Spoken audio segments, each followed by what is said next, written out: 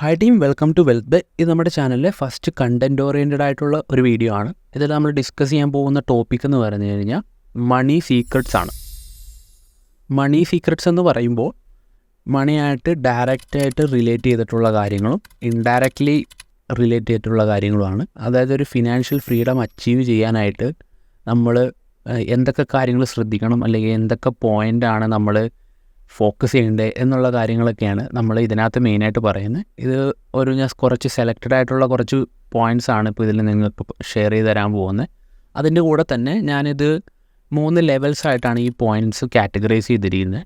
Because അത് ഒരു level 1, ഒരു ലെവൽ 2, ലെവൽ 3 എന്നൊരു 3 പോയിൻറ്റ്സ് ആയിട്ടാണ്. അതൊരു ബിഗിനർ ടു ഒരു പ്രോ ലെവൽ അല്ലെങ്കിൽ ഒരു ഇൻ്റർമീഡിയറ്റ് ലെവലിലേക്ക് നമുക്ക് എങ്ങനെ ഈ പോയിൻറ്റ്സ് എല്ലാം കമ്പൈൻ ചെയ്തുകൊണ്ട് നമുക്ക് എത്തിപ്പെടാം, അല്ലെങ്കിൽ ഒരു ബിഗിനർ ഒരു ഫിനാൻഷ്യൽ ലെവലിൽ നിന്ന് നമുക്കൊരു ഇൻ്റർമീഡിയറ്റ് അല്ലെങ്കിൽ ഒരു മോഡറേറ്റ് ലെവലിലേക്ക് നമുക്ക് നമ്മുടെ ഫിനാൻഷ്യൽസ് കൊണ്ടുവരാം എന്നുള്ളൊരു കൺസെപ്റ്റ് കൊണ്ടാണ് ഞാനിപ്പോൾ ഇതിൽ ഒരു ലെവൽസ് ആയിട്ട് ഈ വീഡിയോസ് ഞാൻ ചൂസ് ചെയ്തിരിക്കുന്നത്.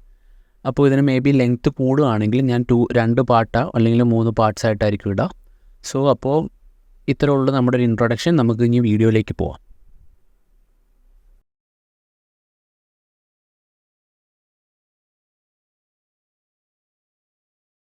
നമ്മളിപ്പോൾ ലെവൽ 1 കുറച്ച് പോയിൻറ്റ്സ് ആണ് ഇപ്പോൾ ഡിസ്കസ് ചെയ്യാൻ പോകുന്നത്. അപ്പോൾ നമുക്ക് ഇതിനകത്ത് ഫസ്റ്റ് പോയിൻ്റ് നമുക്ക് ഡിസ്കസ് ചെയ്യാം. ഫസ്റ്റ് പോയിൻ്റ് എന്ന് പറയുന്നത് ഓട്ടോമേറ്റ് യുവർ ഫൈനാൻസസ് എന്നാണ്. അതായത് നമ്മുടെ ഫിനാൻഷ്യൽ കാര്യങ്ങൾ, അതായത് ബിൽസ്, മന്ത്ലി ബിൽസ്, അല്ലെങ്കിൽ നിങ്ങൾക്ക് എന്തെങ്കിലും ഇൻവെസ്റ്റ്മെൻറ്റ്സ് ഉണ്ടെങ്കിൽ അങ്ങനെയുള്ള കാര്യങ്ങളെല്ലാം നിങ്ങൾക്ക് പോസിബിളായിട്ടുള്ള എല്ലാ ബിൽസും ഇൻവെസ്റ്റ്മെൻറ്റ്സ് അല്ലെ ക്രെഡിറ്റ് കാർഡ് ബിൽസ് അതെല്ലാം നിങ്ങൾ കംപ്ലീറ്റ്ലി ഓട്ടോമേറ്റ് ചെയ്യുക. അതായത് ബാങ്ക് തന്നെ നമ്മുടെ പേയ്മെൻറ്റ് നടത്തിക്കോളും, നമ്മുടെ അക്കൗണ്ടിൽ പൈസ ഉണ്ടായാൽ മതി. ഇപ്പോൾ ആണെങ്കിൽ മിക്ക ബാങ്ക്സും അങ്ങനെ ഒരു ഓപ്ഷൻ എല്ലാ കസ്റ്റമേഴ്സിനും പ്രൊവൈഡ് ചെയ്യുന്നുണ്ട്. നമ്മുടെ ബാങ്കിൻ്റെ ആപ്പിൽ പോയി കഴിഞ്ഞാൽ നമുക്ക് ഈസിലി ആ ഓട്ടോമേഷനിലേക്ക് മാറ്റിയിടാൻ പറ്റും. ഇപ്പോൾ നിങ്ങളൊരു ഇൻവെസ്റ്റ്മെൻറ്റ്, ഇപ്പോൾ ഒരു മ്യൂച്വൽ ഫണ്ടിലൊക്കെ ഇൻവെസ്റ്റ് ചെയ്യുകയാണെങ്കിൽ, SIP ഒക്കെ ചെയ്യുകയാണെങ്കിൽ അത് ഓട്ടോമാറ്റിക്കലി നമ്മുടെ അക്കൗണ്ടിലേക്ക് പോകുന്ന രീതിയിൽ, അല്ലെങ്കിൽ നമുക്കല്ലാതെ മന്ത്ലി നമ്മൾ തന്നെ മാനുവലി ചെയ്യുന്ന കാര്യങ്ങളുണ്ടോ.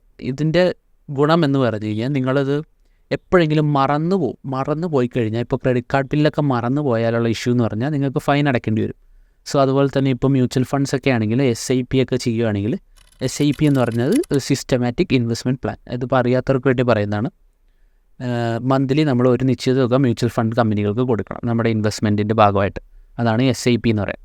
അപ്പോൾ അത് നമ്മൾ മാനുവലിയും ചെയ്യാം, ഓട്ടോമേറ്റും ചെയ്യാം. അപ്പോൾ ഓട്ടോമേറ്റ് ചെയ്യുന്നതാണ് ഏറ്റവും ബെറ്റർ ഓപ്ഷൻ. അപ്പോൾ അങ്ങനെ ചെയ്യുന്ന വഴി നമുക്ക് മറന്നു പോയി കഴിഞ്ഞാൽ അനാവശ്യമായിട്ട് വരുന്ന ഫീസെല്ലാം നമുക്ക് റിഡ്യൂസ് ചെയ്യാൻ പറ്റും, അല്ലെങ്കിൽ അതിന് വരുന്ന ചാർജസ് ഒക്കെ നമുക്ക് റിഡ്യൂസ് ചെയ്യാൻ പറ്റും. അതാണ് അപ്പോൾ first point, automate your finances. നമ്മുടെ സെക്കൻഡ് പോയിൻ്റ് എന്ന് പറയുന്നത് സീക്ക് പ്രൊഫഷണൽ അഡ്വൈസ് എന്നുള്ളതാണ്. അതായത് നിങ്ങളിപ്പോൾ ഒരു ഫിനാൻഷ്യൽ കാര്യമായിക്കോട്ടെ, മറ്റെന്ത് കാര്യമായിക്കോട്ടെ, ഇപ്പോൾ നിങ്ങൾക്കിപ്പോൾ ഒരു അസുഖം വന്നാൽ നിങ്ങൾ ഡോക്ടറെ അഡ്വൈസ് ചെയ്യും, അങ്ങനെയുള്ള കാര്യങ്ങൾ. അപ്പോൾ പ്രൊഫഷണലിനെ തന്നെയാണ് നിങ്ങൾ അഡ്വൈസ് ചെയ്യുക. അപ്പോൾ അതുപോലെ നിങ്ങളുടെ ഫിനാൻഷ്യൽ കാര്യങ്ങൾക്കും അല്ലെങ്കിൽ മറ്റുള്ള കാര്യങ്ങൾക്കും നിങ്ങൾ പ്രൊഫഷണൽ അഡ്വൈസ് തന്നെ മാക്സിമം എടുക്കാൻ നോക്കുക. അതായത് ഇപ്പോൾ ഞാൻ പറയുന്നത്, ഇപ്പോൾ നിങ്ങൾ ഒരാൾക്ക് പൈസ കൊടുത്ത് നിങ്ങൾ അഡ്വൈസ് എടുക്കുക എന്നുള്ളതല്ല. ഇതിനൊരു സിംപ്ലസ്റ്റ് ആയിട്ടുള്ള വേറൊരു ഫോമാറ്റ് ഉണ്ട്. അതായത് നമുക്കിപ്പോൾ റെഡ്ലി അവൈലബിൾ ആയിട്ടുള്ള ഏറ്റവും വലിയൊരു ഓപ്ഷൻ എന്ന് പറഞ്ഞാൽ ഇൻ്റർനെറ്റാണ്. ഇൻ്റർനെറ്റിനകത്ത് നമുക്കിപ്പോൾ യൂട്യൂബ് ആണെങ്കിലും അല്ലെങ്കിൽ ആർട്ടിക്കിൾസ് ആണെങ്കിലും നല്ല ആർട്ടിക്കിൾസ് ഉണ്ടാവും, അല്ലെങ്കിൽ നല്ല വീഡിയോസ് ഉണ്ടാവും. ഈ പ്രൊഫഷണൽ ആയിട്ടുള്ള ആൾക്കാരുടെ ഇൻ്റർവ്യൂസ് ഉണ്ടാവും. അതെല്ലാം നമുക്ക് കാണാം. അത് നമുക്ക് നല്ലൊരു ഐഡിയ ആയിട്ട് തോന്നിയാൽ നമുക്കത് എടുക്കാം. ഇപ്പോൾ ഫോർ എക്സാമ്പിൾ ഞാനിപ്പോൾ പറയുകയാണെങ്കിൽ, ഞാനിപ്പോൾ ഒരു മ്യൂച്വൽ ഫണ്ടിൽ ഇൻവെസ്റ്റ് ചെയ്യാൻ പോവുകയാണ്. അപ്പോൾ ഞാൻ അതിന് വേണ്ടി റിസർച്ച് നടത്താൻ പോകും. ഞാനിപ്പോൾ മെയിനായിട്ട് നോക്കുന്നത് യൂട്യൂബിലാണ്. സോ ഞാൻ യൂട്യൂബിൽ നോക്കുമ്പോൾ ഞാൻ ആദ്യം നോക്കുന്നത് ഏതാണ് നല്ല മ്യൂച്വൽ ഫണ്ട് എന്നല്ല, ഈ മ്യൂച്വൽ ഫണ്ട്സ് മാനേജ് ചെയ്യുന്ന അസറ്റ് മാനേജ്മെൻറ്റ് കമ്പനീസിലെ വലിയ ഡയറക്ടേഴ്സ്, അങ്ങനെയുള്ള ആൾക്കാരൊക്കെ ഉണ്ട്. അവരുടെ ഇൻ്റർവ്യൂസാണ് ഞാൻ ആദ്യം പോയി നോക്കാം. സോ അതുവഴി നമുക്കൊരു ഐഡിയ കിട്ടും എന്താണ് അപ്കമിങ് ബെറ്റർ മ്യൂച്വൽ ഫണ്ട്സ്, അല്ലെങ്കിൽ നല്ല ഫണ്ടുകൾ ഏതാണെന്നൊക്കെ ഉള്ള ഐഡിയ കിട്ടും. സോ അതും ഒരു കൈൻഡ് ഓഫ് പ്രൊഫഷണൽ അഡ്വൈസ് എടുക്കുകയാണ്. അത് ഒരാൾ നമുക്ക് പറഞ്ഞു തരുന്നത് തന്നെയാണ്. അത് നമ്മളായിട്ട് ഡയറക്റ്റ് കണക്ഷൻ ഇല്ലെങ്കിൽ പോലും ഒരാൾ നമുക്കൊരു അഡ്വൈസ് തരുന്നതാണ്. നമ്മൾ എങ്ങനെ ചിന്തിക്കണം എന്നുള്ളൊരു ഐഡിയ നമുക്ക് അയാൾ ഇൻഡയറക്റ്റ്ലി തരുന്നുണ്ട്. അതുപോലെ തന്നെ നല്ല ബുക്സ് വായിക്കുക, അല്ലെങ്കിൽ നല്ല ആർട്ടിക്കിൾ വായിക്കുക. അതുവഴി നമുക്കൊരു പ്രൊഫഷണൽ അഡ്വൈസ് എടുക്കാൻ പറ്റുമെന്നാണ് എനിക്ക് പേഴ്സണലി ഫീൽ ചെയ്തിരിക്കുന്ന കാര്യം. അല്ലെങ്കിൽ നിങ്ങൾക്ക് കുറച്ച് സെറ്റ് ഓഫ് എമൗണ്ട് ഉണ്ടെങ്കിൽ നിങ്ങൾക്ക് ഡയറക്റ്റ് ഒരു പ്രൊഫഷണലെ പോയി കണ്ട് നിങ്ങൾക്ക് അഡ്വൈസ് എടുക്കാമെന്നായിരിക്കും. അപ്പോൾ പ്രൊഫഷണൽ അഡ്വൈസ് മാക്സിമം എടുക്കാൻ നോക്കുക. അല്ലാതെ ഇപ്പോൾ എന്തെങ്കിലും ഒരു കാര്യത്തിന് നിങ്ങളൊരു ലോക്കൽ അല്ലെങ്കിൽ ഒരു ബേസിക് ഒരു സാധനം നിങ്ങൾ അഡ്വൈസ് എടുക്കുന്നതിന് പകരം ജസ്റ്റ് നേരെ പോയി യൂട്യൂബിൽ കണ്ടു ബെറ്ററായിട്ട് തോന്നി അപ്പോൾ തന്നെ അത് ഇപ്പോൾ ഒരു ഇൻവെസ്റ്റ്മെൻറ്റ് പർപ്പസിനാണെങ്കിൽ അപ്പോൾ തന്നെ പോയി മേടിക്കുകയല്ല. അതിനെപ്പറ്റി പ്രൊഫഷണൽസ് എന്താണ് പറയുന്നതെന്ന് നോക്കുക, അതിനുശേഷം അതിനെപ്പറ്റി മുന്നോട്ട് ചിന്തിക്കുക. അതാണ് നമ്മുടെ സെക്കൻഡ് പോയിൻ്റ്. നമ്മുടെ തേർഡ് പോയിൻ്റ് എന്ന് പറഞ്ഞാൽ ഫിനാൻഷ്യൽ നോളജ്. ഫിനാൻഷ്യൽ നോളജ് എന്നുകൊണ്ട് ഉദ്ദേശിക്കുന്നത് നമുക്ക് വലിയ ഫിനാൻഷ്യൽ കാര്യങ്ങളൊന്നും അറിഞ്ഞിരിക്കണം എന്നല്ല. ബേസിക് ആയിട്ടുള്ള ഫിനാൻഷ്യൽ ടേംസും അല്ല അതുമായിട്ട് റിലേറ്റ് ചെയ്തിരിക്കുന്ന കാര്യങ്ങളും അതെല്ലാം നമ്മൾ അറിഞ്ഞിരിക്കുക. അതായത് ഇപ്പോൾ ഒരു ബേസിക് കാൽക്കുലേഷൻസ് നമുക്ക് കൂട്ടാനും കുറയ്ക്കാനും അല്ലെങ്കിൽ മൾട്ടിപ്ലൈ ചെയ്യാനും അല്ലെങ്കിൽ ഡിവൈഡ് ചെയ്യാനും അങ്ങനെയുള്ള ബേസിക് കാൽക്കുലേഷൻസ് അറിഞ്ഞിരിക്കുക. ഇൻട്രസ്റ്റ് കാൽക്കുലേറ്റ് ചെയ്യാൻ പഠിച്ചിരിക്കുക. അതുപോലെ തന്നെ നമ്മൾ നല്ല ബുക്സ് വായിക്കുക, ഫിനാൻഷ്യലി റിലേറ്റ് ചെയ്തിട്ടുള്ള ബുക്കുകൾ വായിക്കുക, ന്യൂസുകളൊക്കെ അറിയാൻ ശ്രമിക്കുക. അതായത് കറണ്ട് എക്കണോമിക് മാർക്കറ്റ്സ് എന്തൊക്കെയാണ് നടക്കുന്നത്, അല്ലെങ്കിൽ ഒരു ജിയോ പൊളിറ്റിക്കൽ ഇഷ്യൂസ് നമ്മുടെ വേൾഡിലുണ്ടായ അത് എങ്ങനെയെല്ലാം നമ്മുടെ ഫിനാൻഷ്യൽ മാർക്കറ്റിനെ എങ്ങനെയെല്ലാം അഫക്റ്റ് ചെയ്യും, ഡയറക്റ്റ്ലിയും ഇൻഡയറക്റ്റ് എങ്ങനെയെല്ലാം അഫക്റ്റ് ചെയ്യും, ഇതെല്ലാം അറിഞ്ഞിരിക്കുന്നത് വളരെ ഇമ്പോർട്ടൻ്റ് ആയിട്ടുള്ള കാര്യം. ബിക്കോസ് ഇത് നമ്മുടെ ഒരു ഫിനാൻഷ്യൽ നോളജ് നമുക്ക് ഇൻക്രീസ് ചെയ്ത് കഴിഞ്ഞ് കഴിഞ്ഞാൽ ഈ ഒരു ഫിനാൻഷ്യൽ ഫ്രീഡം നമുക്ക് അച്ചീവ് ചെയ്യാൻ കുറച്ചും കൂടി ഈസി ആയിരിക്കും.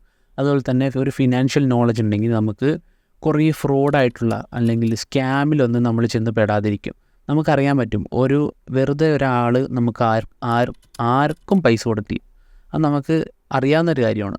അപ്പോൾ നമ്മൾ പെട്ടെന്ന് മണി മൾട്ടിപ്ലൈ ചെയ്യാനുള്ള കുറേ സ്കാംസിലൊന്നും ചെന്ന് പെടില്ല. അപ്പോൾ ഒരു ഫിനാൻഷ്യൽ നോളജ് എന്നുള്ള കാര്യം വളരെ ഇമ്പോർട്ടൻ്റ് ആയിട്ടുള്ള ഒരു പോയിൻ്റാണ്. അവർ next point is asset and liabilities.